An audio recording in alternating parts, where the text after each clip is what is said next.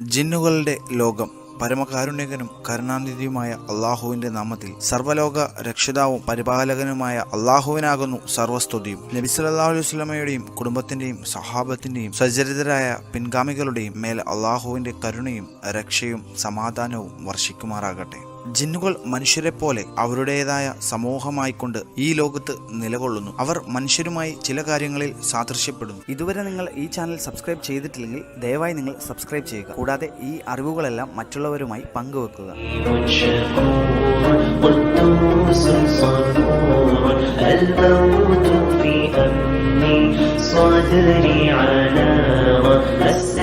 ജിന്നുകൾ മനുഷ്യരെ പോലെ അവരുടേതായ സമൂഹമായിക്കൊണ്ട് ഈ ലോകത്ത് നിലകൊള്ളുന്നു. വിശേഷബുദ്ധി കൊണ്ട് കാര്യങ്ങൾ ഗ്രഹിക്കുവാനും സത്യാസത്യ വിവേചനത്തിനുള്ള കഴിവും ഇവയിൽ ഉൾപ്പെടുന്നു. വിശുദ്ധ ഖുർആനിൽ അള്ളാഹു പറയുന്നുണ്ട്, അള്ളാഹു ഏതൊരാളെ നേർവഴിയിലേക്കാക്കുന്നുവോ അവനാണ് സന്മാർഗം പ്രാപിക്കുന്നവൻ, അവൻ ആരെ പിഴവിലാക്കുന്നുവോ അവരാണ് നഷ്ടം പറ്റിയവർ. ജിന്നുകളിൽ നിന്നും മനുഷ്യരിൽ നിന്നും ധാരാളം പേരെ നാം നരകത്തിനു വേണ്ടി സൃഷ്ടിച്ചിട്ടുണ്ട്. അവർക്ക് മനസ്സുകളുണ്ട്, അതുപയോഗിച്ച് അവർ കാര്യം ഗ്രഹിക്കുകയില്ല. അവർക്ക് കണ്ണുകളുണ്ട്, അതുപയോഗിച്ച് അവർ കണ്ടറിയുകയില്ല. അവർക്ക് കാതുകളുണ്ട്, അവയുപയോഗിച്ച് അവർ കേട്ടു മനസ്സിലാക്കുകയില്ല. അവർ കാലികളെ പോലെയാകുന്നു, അല്ല അവരാണ് കൂടുതൽ പിഴച്ചവർ. അവർ തന്നെയാണ് ശ്രദ്ധയില്ലാത്തവർ. മനുഷ്യരിലുള്ളതുപോലെ ജിന്നുകളിലും വിശ്വാസികളും അവിശ്വാസികളും ഉൾക്കൊള്ളുന്നു. അവരിലെ അവിശ്വാസികളെ ഷെയ്ത്താൻ എന്നും പിശാചുക്കൾ എന്നും വിളിക്കപ്പെടുന്നു. വിശുദ്ധ ഖുർആനിൽ അള്ളാഹു പറയുന്നുണ്ട്, നബിയെ പറയുക, ജിന്നുകളിൽ നിന്നുള്ള ഒരു സംഘം ഖുർആൻ ശ്രദ്ധിച്ച് കേൾക്കുകയുണ്ടായി എന്ന് എനിക്ക് ദിവ്യബോധനം നൽകപ്പെട്ടിരിക്കുന്നു. എന്നിട്ടവർ സ്വന്തം സമൂഹത്തോട് പറഞ്ഞു, തീർച്ചയായും അത്ഭുതകരമായ ഒരു ഖുർആൻ ഞങ്ങൾ കേട്ടിരിക്കുന്നു. അത് സന്മാർഗത്തിലേക്ക് വഴി കാണിക്കുന്നു. അതുകൊണ്ട് ഞങ്ങൾ അതിൽ വിശ്വസിച്ചു. മേലിൽ ഞങ്ങളുടെ രക്ഷിതാവിനോട് ആരെയും ഞങ്ങൾ പങ്കുചേർക്കുകയേയില്ല. നമ്മുടെ രക്ഷിതാവിന്റെ മഹത്വം ഉന്നതമാകുന്നു. അവൻ കൂട്ടുകാരിയെയോ സന്താനത്തെയോ സ്വീകരിച്ചിട്ടില്ല. ഞങ്ങളിലുള്ള വിഡ്ഢികൾ അള്ളാഹുവെ പറ്റി അതിക്രമപരമായി പരാമർശം നടത്തുമായിരുന്നു. ഞങ്ങൾ വിചാരിച്ചു, മനുഷ്യരും ജിന്നുകളും അള്ളാഹുവിന്റെ പേരിൽ ഒരിക്കലും കള്ളം പറയുകയില്ലെന്ന്. വിശുദ്ധ ഖുർആൻ ജിന്നുകൾ പറയുന്നതായി വീണ്ടും പ്രസ്താവിക്കുന്നു, ഞങ്ങളാകട്ടെ ഞങ്ങളുടെ കൂട്ടത്തിൽ സദ്വൃത്തന്മാരുണ്ട്, അതിൽ താഴെയുള്ളവരും ഞങ്ങളുടെ കൂട്ടത്തിലുണ്ട്. ഞങ്ങൾ വിഭിന്ന മാർഗങ്ങളായി തീർന്നിരിക്കുന്നു എന്നും അവർ പറഞ്ഞിട്ടുണ്ട്. മേൽപ്പറഞ്ഞ വചനങ്ങളിൽ നിന്നും മനുഷ്യരിലെ പോലെ ജിന്നുകളിലും വിശ്വാസികളും വ്യത്യസ്ത മതക്കാരായ അവിശ്വാസികളും ഉണ്ട് എന്ന് വ്യക്തമാക്കുന്നു. ജിന്നുകൾ മനുഷ്യരിൽ നിന്നും ചില കാര്യങ്ങളിൽ വ്യത്യസ്തമാകുന്നു. അതിൽ പ്രധാനം അവർ തീയിൽ നിന്നും സൃഷ്ടിക്കപ്പെട്ടു എന്നുള്ളതാണ്. ജിന്നുകളുടെ സൃഷ്ടിപ്പും ഉൽപ്പത്തിയും. ജിന്നുകൾ തീയിൽ നിന്നും സൃഷ്ടിക്കപ്പെട്ടു. അള്ളാഹു വിശുദ്ധ ഖുർആനിൽ പറയുന്നു, തീയിന്റെ പുകയില്ലാത്ത ജ്വാലയിൽ നിന്ന് ജിന്നിനെയും അവൻ സൃഷ്ടിച്ചു. ഈ വിഷയത്തിൽ ആയിഷ റളിയല്ലാഹു അൻഹ പ്രവാചകൻ സല്ലല്ലാഹു അലൈഹി വസല്ലമയിൽ നിന്നും ഉദ്ധരിക്കുന്നു,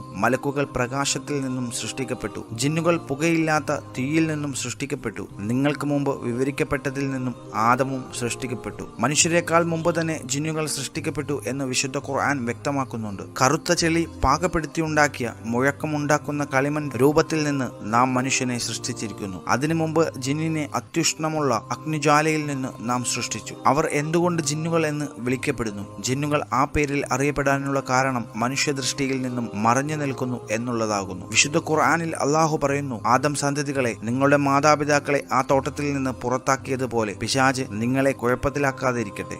അവർ ഇരുവരുടെയും ഗോപ്രസ്ഥാനങ്ങൾ അവർക്ക് കാണിച്ചു കൊടുക്കുവാനായി അവൻ അവരിൽ നിന്ന് അവരുടെ വസ്ത്രം എടുത്തു നീക്കുകയുണ്ടായിരുന്നു. തീർച്ചയായും അവനും അവന്റെ വർഗ്ഗക്കാരും നിങ്ങളെ കണ്ടുകൊണ്ടിരിക്കും, നിങ്ങൾക്ക് അവരെ കാണാൻ പറ്റാത്ത വിധത്തിൽ. തീർച്ചയായും വിശ്വസിക്കാത്തവർക്ക് പിശാചുക്കളെ നാം മിത്രങ്ങളാക്കി കൊടുത്തിരിക്കുന്നു. വ്യത്യസ്ത സ്വഭാവമുള്ള ജിന്നുകളും അറബിയിലുള്ള അവയുടെ നാമങ്ങളും. സാധാരണ ജിന്നുകൾ എന്ന് വിളിക്കപ്പെടുന്നു എങ്കിലും അവരുടെ സ്വഭാവങ്ങൾക്കനുസൃതമായി വേറെ പല നാമങ്ങളാലും അവർ അറിയപ്പെടുന്നു. ആമിർ, മനുഷ്യരുമായി സഹവസിക്കുന്നവ. അർവാഹ്, കുട്ടികളെ ബാധിക്കുന്നവ. ഷെയ്ത്താൻ, അവിശ്വാസിയും ഉപദ്രവകാരിയുമായവ. മാരിദ്, ഷെയ്ത്താനിനേക്കാൾ മോശമായവ. ഇഫ്രീത്ത്, ജിന്നുകളിലെ മല്ലന്മാർ. ഇനി ജിന്നുകളുടെ ഭക്ഷണവും പാനീയവും. ജിന്നുകളും അവരിലെ പിശാചുകളും തിന്നുകയും കുടിക്കുകയും ചെയ്യുന്നു. അബൂ ഹുറൈറ റളിയല്ലാഹു അൻഹുവിൽ നിന്നും നിവേദനം, അള്ളാഹുവിന്റെ പ്രവാചകൻ സല്ലല്ലാഹു അലൈഹി വസല്ലമ ഒരിക്കൽ വിസർജനത്തിന് ശേഷം വൃത്തിയാക്കുവാൻ വേണ്ടി കല്ലുകൾ കൊണ്ടുവരാൻ പറഞ്ഞുകൊണ്ട് ഇങ്ങനെ നിർദ്ദേശിച്ചു, എല്ലുകളും മൃഗങ്ങളുടെ കാഷ്ടങ്ങളും കൊണ്ടുവരരുത്. പിന്നീട് അബൂ ഹുറൈറ റളിയല്ലാഹു അൻഹു പ്രവാചകനോട് അങ്ങനെ പറഞ്ഞതിന്റെ കാരണം കാരണം ആരാഞ്ഞപ്പോൾ നബി സല്ലല്ലാഹു അലൈഹി വസല്ലം ഇങ്ങനെ മറുപടി പറഞ്ഞു: അവകൾ ജിന്നുകളുടെ ഭക്ഷണമാകുന്നു. നുസൈബീനിൽ നിന്നുള്ള ജിന്നുകളുടെ ഒരു സംഘം ഒരിക്കൽ എന്റെ അടുക്കൽ വരികയുണ്ടായി. അവർ എത്ര നല്ല ജിന്നുകൾ! അവർ എന്നോട് ഉപജീവനത്തിനായി ആവശ്യപ്പെട്ടു. ഞാൻ അള്ളാഹുവിനോട് അവർക്ക് വേണ്ടി അവർ ഏതൊരു എല്ലിനരികിലൂടെയോ മൃഗകാഷ്ടത്തിനരികിലൂടെയോ പോകുമ്പോൾ അവർക്കതിൽ ഭക്ഷണം ലഭിക്കുവാനായി ഞാൻ അള്ളാഹുവിനോട് പ്രാർത്ഥിച്ചു. തിർമൂദി അബ്ദുല്ലാഹിബ്നു മസ്ഊദ് റളിയല്ലാഹു അൻഹുവിൽ നിന്നും നിവേദനം: അള്ളാഹുവിന്റെ പ്രവാചകൻ സല്ലല്ലാഹു അലൈഹി വസല്ലം പറഞ്ഞു: മലമൂത്ര വിസർജനത്തിനു ശേഷം വൃത്തിയാക്കുവാൻ വേണ്ടി എല്ലുകളോ മൃഗങ്ങളുടെ കാഷ്ടങ്ങളോ ഉപയോഗിക്കരുത്. അവകൾ നിങ്ങളുടെ സഹോദരന്മാരായ ജിന്നുകളുടെ ഭക്ഷണമാകുന്നു. സ്വഹീഹ് മുസ്ലിമിൽ അള്ളാഹുവിന്റെ പ്രവാചകൻ സല്ലല്ലാഹു അലൈഹി വസല്ലം ഇങ്ങനെ പറഞ്ഞതായി കാണാം: ഒരാൾ അദ്ദേഹത്തിന്റെ വീട്ടിൽ പ്രവേശിക്കുകയും അള്ളാഹുവിന്റെ നാമം ഉച്ചരിക്കുകയും എന്നിട്ട് അദ്ദേഹം അള്ളാഹുവിന്റെ നാമം ഉച്ചരിച്ചുകൊണ്ട് ഭക്ഷണം കഴിക്കുകയും ചെയ്താൽ ശൈത്താൻ അവന്റെ കൂട്ടാളികളോട് പറയും: ഇന്ന് നിങ്ങൾക്കിവിടെ താമസത്തിനുള്ള സ്ഥലമോ കഴിക്കുവാനുള്ള ഭക്ഷണമോ ഇല്ല. മറിച്ച് അദ്ദേഹം വീട്ടിലേക്ക് പ്രവേശിക്കുമ്പോൾ അള്ളാഹുവിന്റെ നാമം ഉച്ചരിക്കാതിരിക്കുകയും ഭക്ഷണം കഴിക്കുമ്പോൾ അള്ളാഹുവിന്റെ നാമം ഉച്ചരിക്കാതിരിക്കുകയും ചെയ്താൽ ശൈത്താൻ അവന്റെ കൂട്ടാളികളോട് ഇന്ന് നിങ്ങൾക്കിവിടെ താമസത്തിനുള്ള സ്ഥലവും ഭക്ഷണവും ഉണ്ട് എന്ന് പറയും. ജിന്നുകളിലെ വിവാഹവും സന്താന ഉൽപാദനവും. സ്വർഗവാസികളുടെ ഭാര്യമാരെ കുറിച്ച് വിശുദ്ധ ഖുർആനിൽ അള്ളാഹു ഇങ്ങനെ പറയുന്നുണ്ട്: അവയിൽ ദൃഷ്ടി നിയന്ത്രിക്കുന്നവരായ സ്ത്രീകൾ ഉണ്ടായിരിക്കും. അവർക്ക് മുമ്പ് മനുഷ്യനോ ജിന്നോ അവരെ സ്പർശിച്ചിട്ടില്ല. മേൽ ഉദ്ധരിച്ച വചനം ജിന്നുകൾ ലൈംഗിക ബന്ധങ്ങളിൽ ഏർപ്പെടുമെന്നും സ്വർഗീയ സുന്ദരികൾ മനുഷ്യർക്കും ജിന്നുകൾക്കും ഒരുപോലെ പാകമാണെന്നും വ്യക്തമാക്കുന്നു. പ്രവാചകൻ സല്ലല്ലാഹു അലൈഹി വസല്ലം വിസർജന കേന്ദ്രങ്ങളിൽ പ്രവേശിക്കുമ്പോൾ ആൺപിശാചുകളിൽ നിന്നും പെൺപിശാചുകളിൽ നിന്നും അള്ളാഹുവിനോട് കാവൽ തേടിയിരുന്നുവെന്ന് ബുഖാരിയും മുസ്ലിമും ഒരുപോലെ റിപ്പോർട്ട് ചെയ്യുന്നുണ്ട്. അനസ് ഇബ്നു മാലിക് റളിയല്ലാഹു അൻഹു പറയുന്നു: അള്ളാഹുവിന്റെ പ്രവാചകൻ സല്ലല്ലാഹു അലൈഹി വസല്ലം വിസർജന കേന്ദ്രങ്ങളിൽ പ്രവേശിക്കുമ്പോൾ ഇതിനെ പ്രാർത്ഥിക്കുമായിരുന്നു: അള്ളാഹുവെ, ആൺപിശാചുകളിൽ നിന്നും പെൺപിശാചുകളിൽ നിന്നും ഞാൻ നിന്നോട് അഭയം തേടുന്നു. വിശുദ്ധ ഖുർആനിൽ പിശാചിന്റെ സന്താന പരമ്പരയെക്കുറിച്ചും അവരെ ചങ്ങാതിമാരായി സ്വീകരിക്കുന്നതിനെക്കുറിച്ചും അള്ളാഹു ഇങ്ങനെ പ്രസ്താവിച്ചിരിക്കുന്നു: നാം മലക്കുകളോട് നിങ്ങൾ ആദമിന് പ്രണാമം ചെയ്യുക എന്ന് പറഞ്ഞ സന്ദർഭവും അവർ പ്രണാമം ചെയ്തു. ഇബ്ലീസ് ഒഴികെ, അവൻ ജിന്നുകളിൽപ്പെട്ടവനായിരുന്നു. അങ്ങനെ തന്റെ രക്ഷിതാവിന്റെ കൽപ്പന അവൻ ധിക്കരിച്ചു. എന്നിരിക്കെ നിങ്ങൾ എന്നെ വിട്ട് അവനെയും അവന്റെ സന്തതികളെയും രക്ഷാധികാരികളാക്കുകയാണോ? അവർ നിങ്ങളുടെ ശത്രുക്കളത്രേ. മേൽപ്പറഞ്ഞ ഖുർആൻ ആയത്തുകളും ഹദീസുകളും ജിന്നുകൾ ഇണകളായി ജീവിക്കുന്നുവെന്നും അവർക്ക് സന്താന പരമ്പര ഉണ്ടെന്നും വ്യക്തമാക്കുന്നുണ്ട്. മനുഷ്യരും ജിന്നും തമ്മിലുള്ള വിവാഹം. മനുഷ്യൻ ജിന്നിൽ നിന്നുള്ള സ്ത്രീയെയും ജിന്ന് മനുഷ്യരിൽ നിന്നുള്ള സ്ത്രീയെയും തമ്മിലും മറിച്ചും വിവാഹം ചെയ്തു എന്നുള്ള വാദങ്ങൾ ചരിത്രത്തിൽ ഉടനീളം കാണപ്പെടുന്നുണ്ട്. സന്ദർഭോചിതമായി ഈയിടെ ഗൾഫിലെ ഒരു ദിനപത്രത്തിൽ കാണപ്പെട്ട ഒരു റിപ്പോർട്ട് ഞാനിവിടെ ഉദ്ധരിക്കുന്നു. ഒരു സൗദി പൗരൻ ജിന്നിൽ നിന്നുള്ള ഒരു രാജാത്തിയെ വിവാഹം ചെയ്യുകയും അതിനുശേഷം അതിൽ ജിന്നിൽ നിന്നുള്ള ഒരു കുട്ടി ഉണ്ടാവുകയും ഇപ്പോൾ വിവാഹമോചനം തേടിക്കൊണ്ട് പണ്ഡിതന്മാരെ സമീപിക്കുന്ന അവസ്ഥയുമാണ് ആ ഒരു റിപ്പോർട്ടിൽ വിവരിച്ചിട്ടുള്ളത്. ഇദ്ദേഹത്തിന് ജിന്നിനെ വിവാഹമോചനം ചെയ്തതിനു ശേഷം ഒരു മനുഷ്യ സ്ത്രീയെ വിവാഹം ചെയ്തുകൊണ്ട് ജീവിക്കാൻ ആഗ്രഹമുണ്ടെങ്കിലും അങ്ങനെ വിവാഹം ചെയ്താൽ ആ വിവാഹം ചെയ്ത മനുഷ്യ സ്ത്രീയെ ഉപദ്രവിക്കുമെന്ന് ജിന്ന് ഭീഷണി മുഴക്കിയിരിക്കുകയാണ്. പല രാജ്യങ്ങളിലുള്ള പണ്ഡിതന്മാരെ സമീപിച്ചതിനു ശേഷം അദ്ദേഹം സിറിയയിലുള്ള ഒരു ഷെയ്ഖിന്റെ അടുത്ത് ചികിത്സ തേടി എത്തിയിരിക്കുകയാണ്. ഷെയ്ഖ് അവർകൾ ജിന്നുകളുടെ ഒരു മീറ്റിംഗ് വിളിച്ചു ചേർത്തുകൊണ്ട് അതിലെ ശക്തരായ ജിന്നുകളുടെ സഹായത്താൽ പ്രശ്നം പരിഹരിക്കാമെന്ന് വാഗ്ദാനം നൽകിയിരിക്കുകയാണ്. ഇനി നമുക്ക് വിഷയത്തിലേക്ക് കടക്കാം. ജിന്നുകളെ ഉപയോഗിച്ചുകൊണ്ട് പല കാര്യങ്ങൾ നേടിയെടുക്കുന്ന രീതിയെക്കുറിച്ച് ഷെയ്ഖുൽ ഇസ്ലാം ഇബ്നു തൈമിയ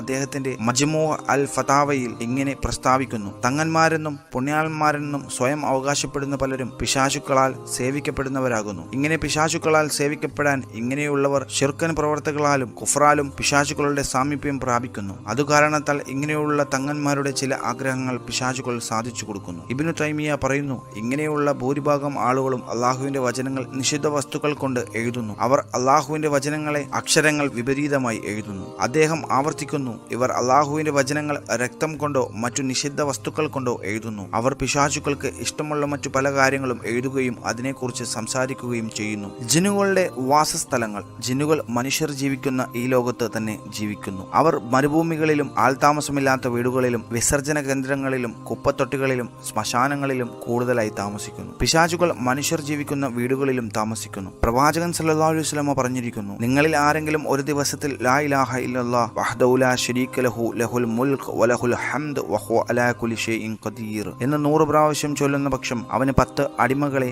മോചിപ്പിക്കുന്ന പ്രതിഫലം ലഭിക്കുന്നതായിരിക്കും. 100 ഹസനത്തുകൾ അവന്റെ പേരിൽ രേഖപ്പെടുത്തുകയും 100 തിന്മകൾ അവനിൽ നിന്നും മായ്ക്കപ്പെടുകയും ചെയ്യുന്നതായിരിക്കും. സന്ധ്യാസമയം വരെ പിശാചിൽ നിന്നും അവന് ഒരു കാവലുണ്ടായിരിക്കും. ഈ വ്യക്തിയേക്കാൾ കൂടുതൽ മേൽപ്പറഞ്ഞ ദിക്ർ ചൊല്ലിയ ഒരാൾക്കല്ലാതെ നാളെ പരലോകത്ത് ഇദ്ദേഹത്തെക്കാൾ നല്ലത് കൊണ്ട് വരുവാൻ കഴിയുന്നതല്ലത്രേ. ജിന്നുകളുടെ മരണത്തെക്കുറിച്ച് സ്വഹീഹ് മുസ്ലിം റിപ്പോർട്ട് ചെയ്ത സുദീർഘമായ മറ്റൊരു ഹദീസിൽ ഇങ്ങനെ കാണാം. അബൂ അൽ സൈബ് റളിയല്ലാഹു അൻഹു അബൂ സയ്യിദ് അൽ ഖുദരി റളിയല്ലാഹു അൻഹുവിനെ അദ്ദേഹത്തിന്റെ വീട്ടിൽ സന്ദർശിക്കുകയുണ്ടായി. ആ സമയം അദ്ദേഹം നിസ്കാരത്തിലായിരുന്നു. അബൂ അൽ സൈബ് റളിയല്ലാഹു അൻഹു ഞാൻ അദ്ദേഹം നിസ്കാരം പൂർത്തീകരിക്കുന്നതും കാത്തുകൊണ്ട് അവിടെ ഇരുന്നു. അപ്പോൾ ആ വീടിന്റെ ഒരു മൂലയിൽ നിന്നും ഒരു ശബ്ദം കേട്ടു. ഞാൻ അങ്ങോട്ട് നോക്കിയപ്പോൾ അവിടെ ഒരു പാമ്പിനെ കണ്ടു. ഞാൻ അതിനെ കൊല്ലുവാനായി ചാടി എഴുന്നേറ്റു. അത് ശ്രദ്ധയിൽപ്പെട്ട അബൂ സയ്യിദ് അൽ ഖുദരി റളിയല്ലാഹു അൻഹു എന്നോട് അവിടെ തന്നെ ഇരിക്കുവാൻ ആംഗ്യം കാണിച്ചു. ഞാൻ അവിടെ തന്നെ ഇരുന്നു. അദ്ദേഹം നിസ്കാരത്തിന് ശേഷം ആ വീട്ടിലെ ഒരു മുറിയിലേക്ക് ചൂണ്ടിക്കാണിച്ചുകൊണ്ട് ഇങ്ങനെ പറഞ്ഞു, നിങ്ങൾ ആ മുറി കണ്ടുവോ? ആ മുറിയിൽ വിവാഹം കഴിഞ്ഞ് കുറച്ചുനാൾ മാത്രം പിന്നിട്ട് ഒരു യുവാവ് താമസിച്ചിരുന്നു. ഖന്തക്ക് യുദ്ധത്തിൽ ഏർപ്പെട്ടിരുന്ന കാലം ഈ യുവാവ് മധ്യാഹ്നത്തിൽ അദ്ദേഹത്തിന്റെ ഭാര്യയുടെ അടുക്കലേക്ക് പോകുവാൻ അല്ലാഹുവിന്റെ പ്രവാചകൻ സല്ലല്ലാഹു അലൈഹി വസല്ലമയോട് അനുവാദം ചോദിക്കുമായിരുന്നു. അങ്ങനെ ഒരു ദിവസം അദ്ദേഹം അനുവാദം ചോദിച്ചപ്പോൾ പ്രവാചകൻ സല്ലല്ലാഹു അലൈഹി വസല്ലമ അദ്ദേഹത്തോട് ഇങ്ങനെ പറഞ്ഞു, നിങ്ങളുടെ ആയുധം കൂടെ എടുത്തുകൊള്ളുക. ഖുറൈസ താങ്കളെ ആക്രമിക്കുമോ എന്ന് ഞാൻ ഭയപ്പെടുന്നു. അങ്ങനെ ആ യുവാവ് അദ്ദേഹത്തിന്റെ ആയുധവുമായി വീട്ടിലേക്ക് മടങ്ങി. വീട്ടിലെത്തിയപ്പോൾ അദ്ദേഹത്തിന്റെ ഭാര്യ വാതിൽക്കൽ നിൽക്കുന്നതായി അദ്ദേഹം കണ്ടു.